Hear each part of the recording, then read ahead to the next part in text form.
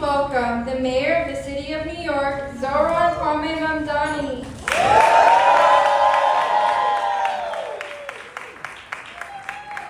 Good afternoon, everyone. I know that we've already heard it, but I do have to say it myself as well. Yo soy Boricua, pa que tú lo sepas. It is such a pleasure to be here, and before I subject you to any more of my Spanish, I do want to just shout out one of the many great New Yorkers who is currently giving this city incredible hope, and that is Jose Alvarado. I want to thank so many of our speakers who have joined us here today for their remarks, for their commitment, for their service to the city. And I also just want to ask if everyone can put their hands together for someone that many of us have had the privilege of getting to know, and many more of us know of from afar, Toñita.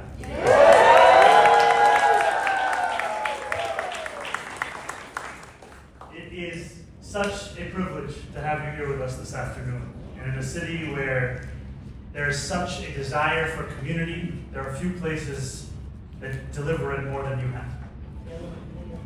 And here in this room, we have such incredible leaders.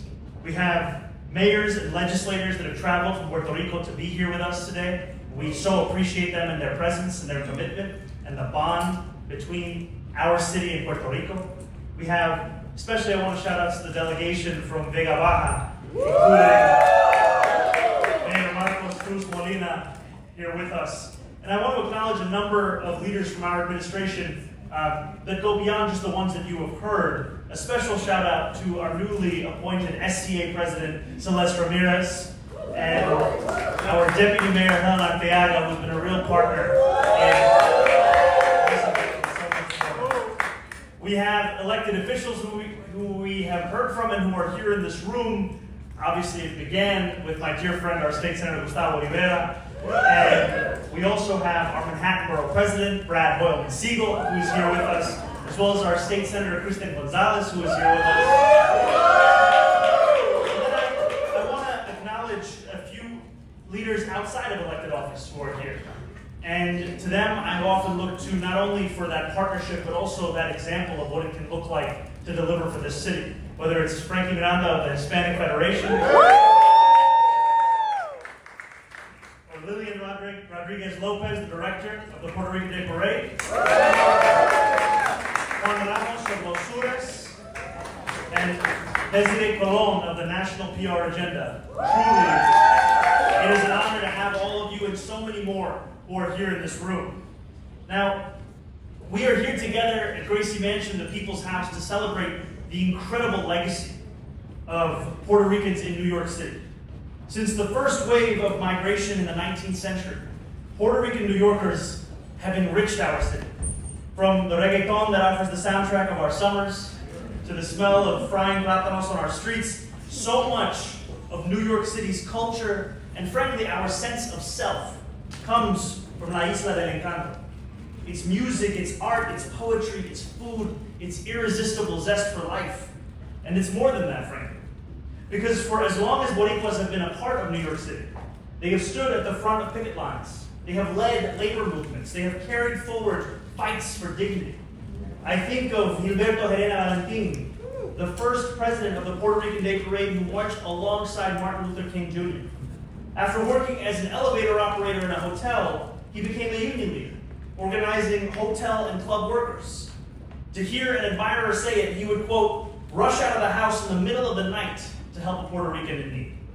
I think, too, of the New York movement and the leftist art that emerged from El Barrio and Loizada in the 1960s and 70s. The plays, the poetry, the music, first conceived in Miguel Algarin's East Village apartment, which would eventually become the New York Poets Cafe, a hub for intellectual life in the city. Even the word New Yorican speaks of the defiant pride of the Puerto Rican spirit. This was once an insult to quote-unquote assimilated Puerto Ricans, and yet the writer and activist Jesus Colon reclaimed it to found an artists' movement that spoke truth to power. Today, that same pride, that same solidarity, it defines Puerto Rican communities across the 5 boroughs. This weekend, the Boricuas of our city will don bright colors, sing songs of freedom, and wave a flag that was once made illegal by the United States government. There will be joy. Push the flag. That's right.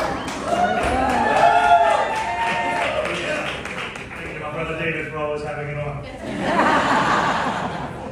There will be joy, hopefully joy that is reflective also of success the night before. As we pray for the Knicks, we pray for Jose.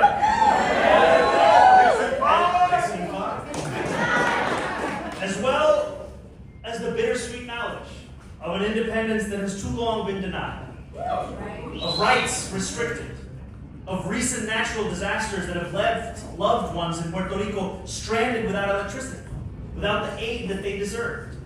Here in New York City, too many of Puerto Rican descent are all too familiar with the impossible math of the grocery store register, or that feeling of anxiety when both rent and the child care bill is due.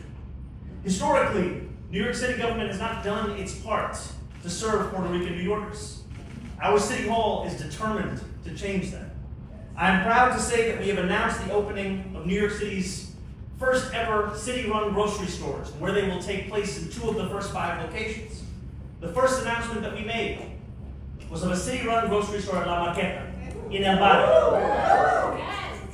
And the first one to open will be at La Peninsula in Hunts Point. Beginning sometime next year, New Yorkers starting in the Bronx will be able to go there and get their groceries at prices that they can actually afford. And we are working to build and to preserve affordable housing. Housing that is not only affordable for working New Yorkers to rent, but frankly also for working New Yorkers to be able to buy. And that includes Timbale Terrace, a 100% affordable 341-unit housing development in El Barrio that was previously a parking lot will now be a testament not only to our city's support of affordable housing, but also to honor the legacy of Tito Puente, El Rey de los Timbales himself, who was born and raised just a few blocks away from that location. And all of this comes in addition to the $1.2 billion that we have secured in partnership with Governor Hochul to deliver universal child care to families across the 5 boroughs. Now this work, as we all know, it is just beginning. And it is work that will demand everything of us. And it will require the same defiant insistence on dignity, on naming injustice that has long defined New York City's Puerto Rican communities.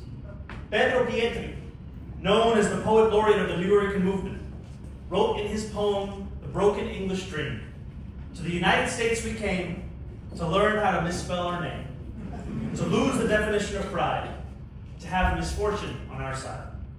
Together, and thanks to the leadership of so many in this room, we say no more. Let our fortune be shared. Let our pride be restored.